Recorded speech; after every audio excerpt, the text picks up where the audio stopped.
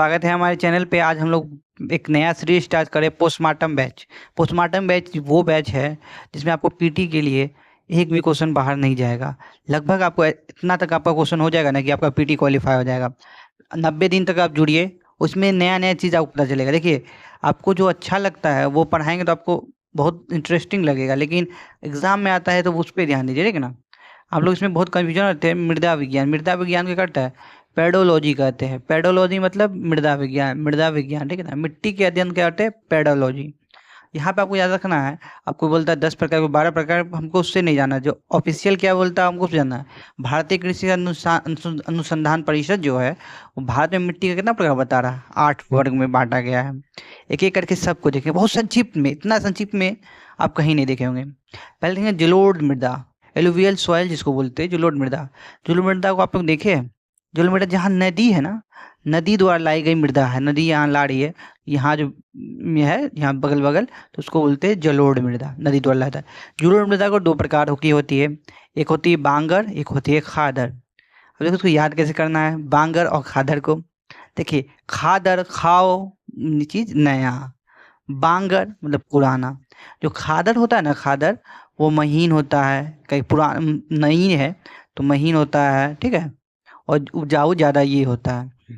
बांगर तो कंकर पत्थर थोड़ा उसका जो पुराना हो गया है ना, कंकर पत्थर जम जाता है तो पुरानी जलोढ़ करते हैं। इस मृदा में नहीं, सबसे ज़्यादा तो भारत में पाया जाता है 40% क्षेत्र से, पर ये इस मृदा का विस्तार है। ये काफ़ी उपजाऊ होती है, उर्वरकता की दृष्टि से सबसे अच्छी मृदा कही जाती है।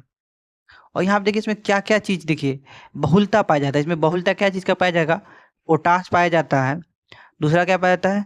चूना पत्थर पाया जाता है। चलिए अब आगे देखते हैं इसमें क्या कमी रहता है, कमी भी देखेंगे।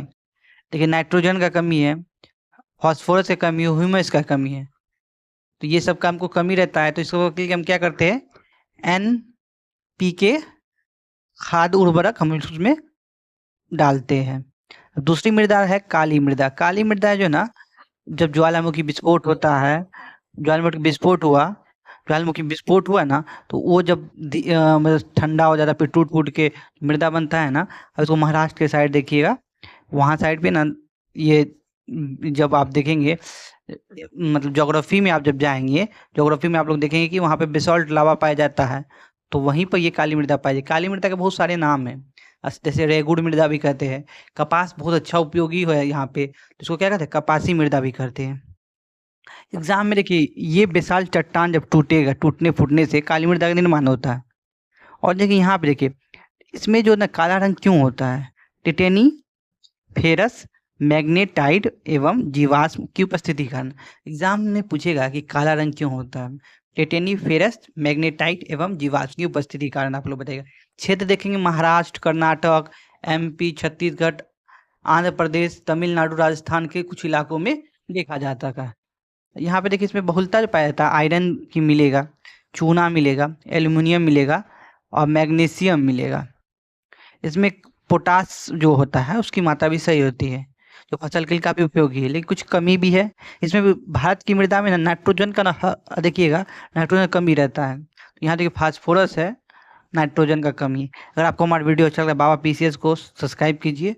और बाबा PCS 07 आप जब टेलीग्राम पर लिखिएगा ना, टेलीग्राम का कोई PDF मिल जाएगा।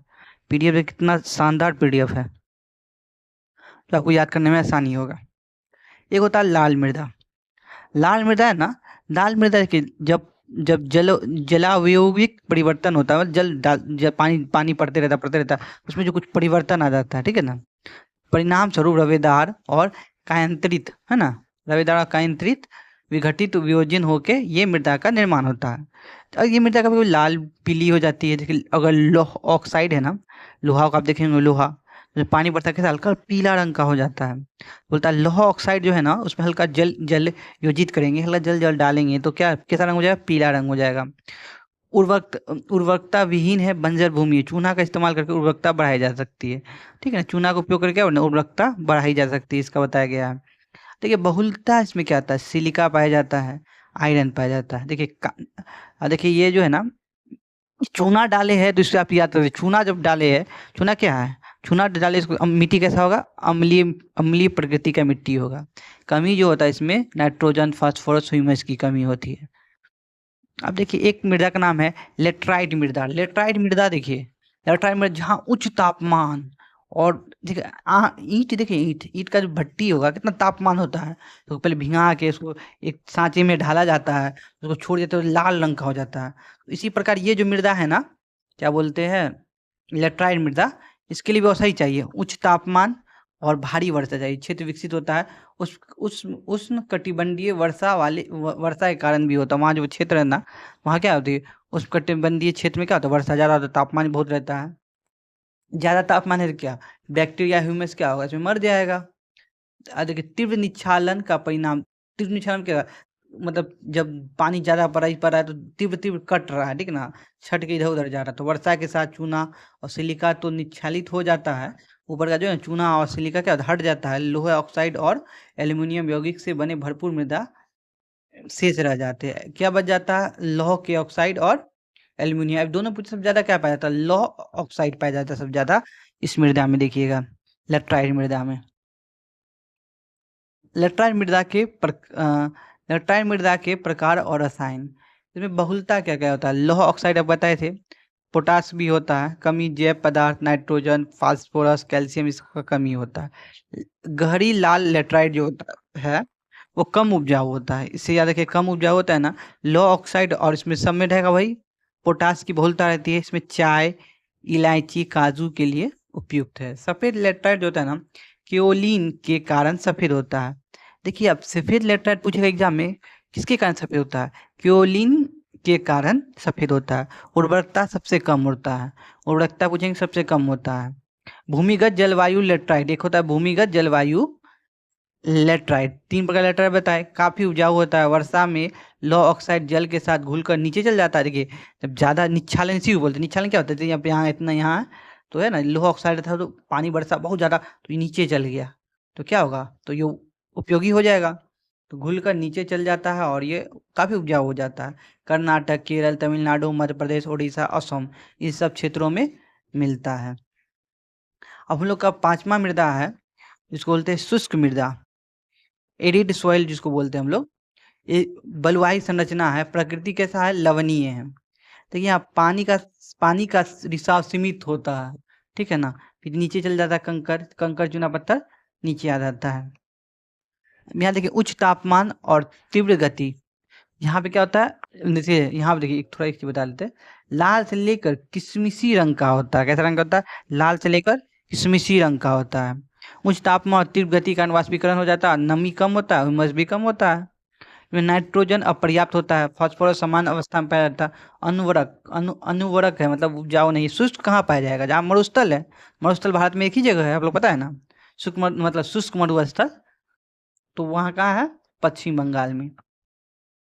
अब देखिए एक देखेंगे हम लोग लवण मृदा है, लवण मृदा को क्या बोलते हैं, लवण मृदा को, ये 7 नंबर है ना, लवण मृदा को हम लोग बोलते हैं ऊसर, ऊसर मृदा या अनुवर्तक मृदा, ठीक है, ऊसर मृदा या अनुवर्तक मृदा। इसमें क्या देखिए, इसमें क्या क्या पाया जाता है, सोडियम, पोटेशियम और मैग्नीशियम का अनुपात अधिक होता है, sodium, potassium, magnesium, sodium, potassium, magnesium, ठीक है ना, इस सब का अनुपात क्या होता है, ज़्यादा होता है। नाइट्रोजन और चूना का मात्रा क्या होता है, कम होता है। तो इस मृदा में हम लोग क्या करते हैं, जो यह लवण मृदा है, तो नमक है उसमें क्या करते हैं, जिप्सम डालने की सलाह दी जाती है, और ठीक हो जाएगा, उसका बत्ती जल जाएगा, ठीक है ना। अब इसी तरह होता है पिट में मृदा, ये है, देखिए इसका थोड़ा पीडीएफ में से हो गया तो इसको यहाँ होगा, ठीक है ना, ये हुआ भारी वर्षा जहाँ हो रहा है, उच्च आर्द्रता, वनस्पति की अच्छी वृद्धि होती है, ठीक है ना, उच्च आर्द्रता मतलब ज्यादा नमी होगा और भारी वर्षा होगी, ठीक है ना। जहाँ मतलब अगर आपको शरीर में लग रहा है यहाँ पे पानी आ रहा है, यहाँ पे लग रहा है तो क्या, गीला है तो आर्द्र है। अगर आपको अब हवा आ रहा है, आप सूखा सूखा ड्राई ड्राई लग रहा है, तो उसको क्या बोलेंगे, शुष्क शुष्क होता है, ठीक है ना, ये होता है दोनों चीज। तो जैव पदार्थ की मात्रा कितना होता है, 40 से 50%, गाढ़े काले रंग का होता है। और जो हमारा आखिरी जो बच गया है, देखिए सबसे इंपॉर्टेंट अगर बोलेंगे कोई पर, जलोढ़ मृदा, पली काली मृदा, ये सब ज्यादा ही पूछा जाता है एग्जाम में। अब एक का नाम है वन मृदा, वन मृदा नाम ही फॉरेस्ट मृदा, ठीक है ना, इसी इसको माउंटेन मृदा भी कहते हैं। पर्याप्त वर्षा वाले क्षेत्र में होगा जहाँ ये अम्लीय होता है, कम ह्यूमस होगा। देखिए पहाड़ वहाड़ है तो वहाँ ह्यूमस होगा नहीं ना होगा। यहाँ से पहाड़ आए नीचे नीचे नीचे जैसे से नदी आता है, तो ऊपरी ढाल मोटे कणों का होता है ना, ऊपर नदी आती है, नीचे जब जानते हैं कि पतली हो जाती है। घाटी, और घाटी जो है, घाटी में क्या होता है, घाटी जो है ना, यहाँ घाटी है तो यहाँ पे इसको बोलते हैं दुमकी और पानसु, पानसु, ठीक है ना, जो उर्वरक होती है। यहाँ इसका संक्षेप में लिखे, देखिए कितना संक्षेप में लिख दिए। इसको इतना भी याद कर जाएगा ना एग्जाम में, तो मृदा से कोई भी क्वेश्चन आया तो आपको एक भी क्वेश्चन छूटेगा नहीं। मेरा दावा है पोस्टमार्टम बैच का। जलोढ़ मृदा, जलोढ़ मृदा में बहुलता की तरह पोटास और चूना का बहुलता होता है। नाइट्रोजन, फास्फोरस और ह्यूमस का क्या होता है, कमी होता है। 40% क्षेत्र पाया जाता है। काली मृदा आयरन, एल्यूमिनियम, मैग्नीज और चूना पत्थर ये सब पाया जाता है, इसमें भी इसका कमी होता है। रेगुर और टेक्निफेरस होता है, ठीक है ना। नाइट्रोजन और फास्फोरस का क्या होता है, फास्फोरस कमी होता है। लाल मृदा सिलिका आयरन का क्या होता है, मात्रा ज़्यादा होता है। इसी तरह सब में है, ठीक है ना। यहाँ आप देखिए आप लोग ये चार्ट को कम से कम अपने निकाल के जहाँ पढ़ते हैं वहाँ साट दीजिएगा, कि ये मृदा से अगर क्वेश्चन आता है ना तो कन्फ्यूजन बहुत करता है, क्योंकि आप बड़े बड़े चीज़ पढ़ लेते हैं लेकिन छोटा छोटा चीज़ को आप लोग को ध्यान देना है। हमारा पोस्टमार्टम बैच का सबसे बड़ा लक्ष्य है कि पीटी में ज़्यादा से ज़्यादा क्वेश्चन आए। मिलते हैं एक नई वीडियो में। कोई वीडियो कैसा लगा नीचे कमेंट में बताइएगा।